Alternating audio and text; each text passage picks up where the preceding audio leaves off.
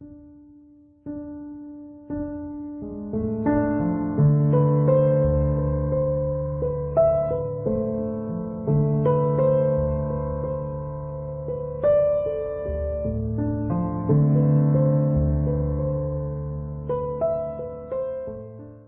noite a todos. O canal Edson Gomes o Marcionita apresenta mais um vídeo com o tema o conflito entre o grupo Hamas e o Israel é bíblico?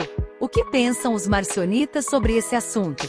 Se você não é inscrito no canal, se inscreve, gostei e aciona as notificações. Fiquem todos na paz de nosso Senhor e Salvador Jesus Cristo.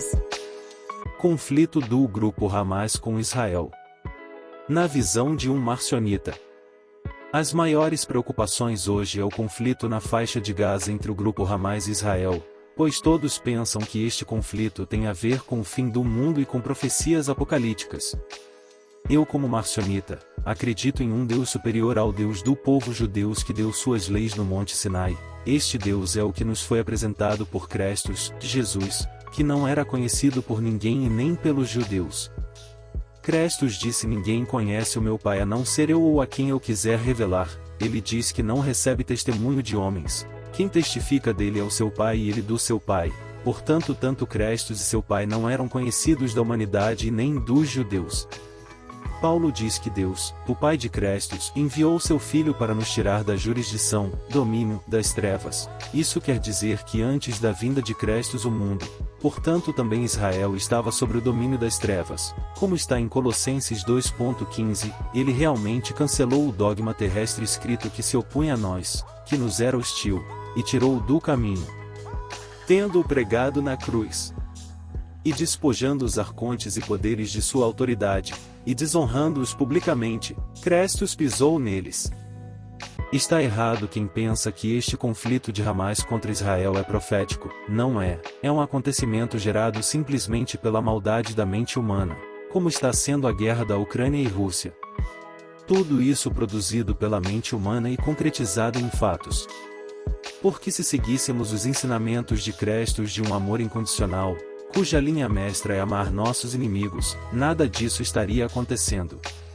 Não é uma profecia sendo cumprida.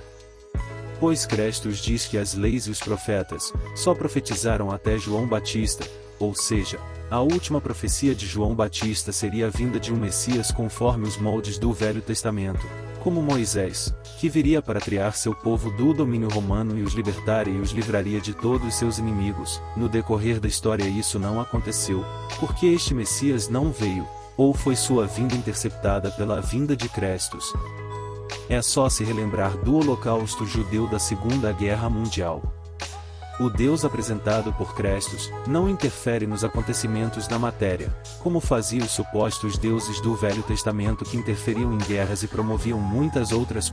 Como Cristo e seu Pai não interferem nos rumos da humanidade, ele também proibiu, depois de vencer a batalha na cruz, que nenhum poder, potestade ou arconte este mundo interfira nos rumos da matéria. Tudo isso é agora feito sem intervenção divina nenhuma, nem de Cristo e nem dos arcontes criadores da matéria.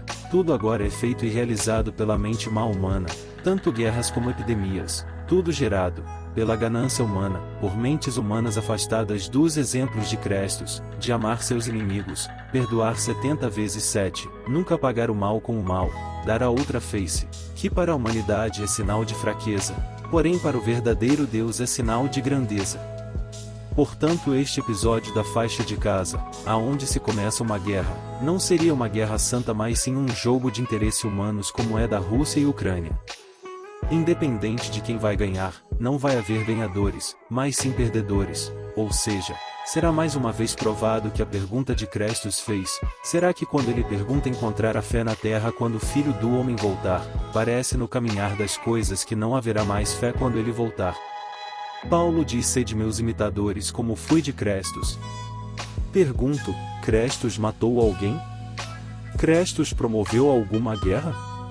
Cristo buscava o reino espiritual ou as coisas materiais? Que premissas temos que seguir? Pagar o mal com o mal, ou pagar o mal com o bem?